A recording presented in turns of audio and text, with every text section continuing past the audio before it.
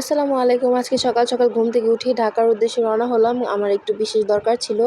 যাই হোক, যেহেতু সকাল সকাল ঘুম থেকে উঠছি, ভাবছিলাম বাসে ২ বোন একটু ঘুম আসবো, বাট বিশ্বাস করেন কোনো গাড়ি তো পাইতেইছিলাম না। শেষমেশ একটা বাস পাইলাম।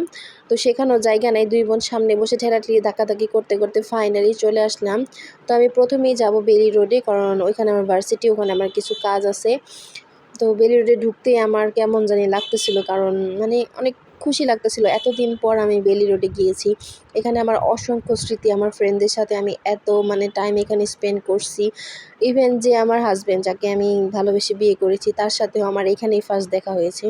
যাই হোক, আমার ভার্সিটির কাজ শেষ করে আমরা একটা পকি রিক্সা নিয়ে নিলাম। পকি রিক্সা নিয়ে আমরা চিন্তা করতেছিলাম কোথায় যাওয়া যায়। আমরা যাব লালবাগ, কারণ আমার চকবাজারে একটু কাজ আছে। তাই ভাবলাম একটু লালবাগও যাই, ঘুরে আসি, একটু ভিডিও টিডিও হবে নাই। তো আগে খাওয়া দাওয়া করে নিই, তারপরে ঘুরি। তো অনেক বেশি ক্ষুধা লাগছে। লালবাগের অপোজিটে দেখলাম তেহারি নেহারি নামে একটা রেস্টুরেন্ট।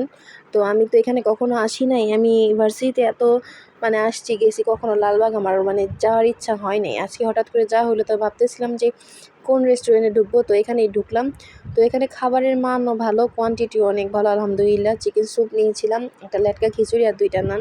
আলহামদুলিল্লাহ, অনেক ভালো খাবারের মান। তারপর আমরা বের হয়ে গেলাম, লালবাগ কেল্লায় ঢুকবো এখন। প্রথমে আমরা টিকিট কাউন্টার থেকে টিকিট নিয়ে নিলাম।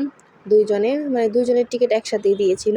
তারপর এখানেই তো চেকিং চলতেছিল, আমাদের চেকিং করে তারপরে ঢুকতে দেওয়া হয়েছে। তো প্রথমেই ঢোকার পরে দেখলাম যে পরিবেশটা খুব সুন্দর, মনোরম, ঠান্ডা, পরিষ্কার, আর চারপাশে সবুজ আর সবুজ। সবচেয়ে এই জিনিসটা আপনার ভালো লাগবে যে চারপাশে সবুজ আর সবুজ, আর লাল লাল সব কেল্লা। তো এই তো ঘুরতেছিলাম। 2 বোন লালবাগ কেল্লার ভিতরের কোনো আনাচে কানাচে আর কি আমরা বাদ দেই নাই, মনে করেন। এখানের এই জায়গাটা আমার অনেক ভালো লাগছে, একদম সবুজ, আর এই কেল্লাগুলি দেখতে সুন্দর লাগতেছিল। তারপর আমরা ঘুরতে ঘুরতে দেখলাম এখানে একটা কামান রাখা আছে, আর এই বোর্ডটার মধ্যে অনেক কিছু লেখা আছে। এত কিছু লেখা পড়ে এখন শোনাইতে পারবো না। তারপর এই তো ঘুরতে ঘুরতে ভাবতেছিলাম যে কিছু ফুল গাছ নিব, কিন্তু ভাই আমি চোর না, আমি ভালো মানুষ। তো ভাইয়াটার কাছে আমি চাইতেছিলাম, উনি পরিষ্কার করতেছিল গাছগুলো, উনি আমাকে খুশি মনে দিয়েছে।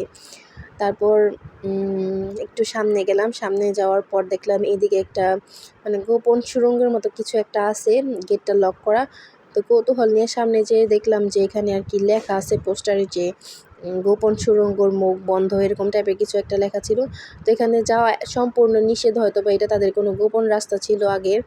তো আমরা দেখলাম যে ভিতরে যাওয়ার মতো কোনো অপশনই নাই, হয়তো বা ছেলে টেলে হইলে উপর দিয়ে কেউ যাইতে পারতো। যাই হোক, আমাদের ঘোরা মোটামুটি প্রায় শেষ। আমরা এখন এখানে একটা পাহাড়ের মতো ছিল, জায়গাটা উঁচু ছিল। এখানে উঠতেছিলাম যে আসলে এখানে কী আছে, এখানে আসলে কিছুই নাই। এই জায়গাটা উঁচু, নিচ থেকে দেখতে সুন্দর লাগে, কিন্তু ভিউটা নিচ্ছিলাম, মাশাল্লাহ, জায়গাটা আপনাদের ভালোই লাগবে।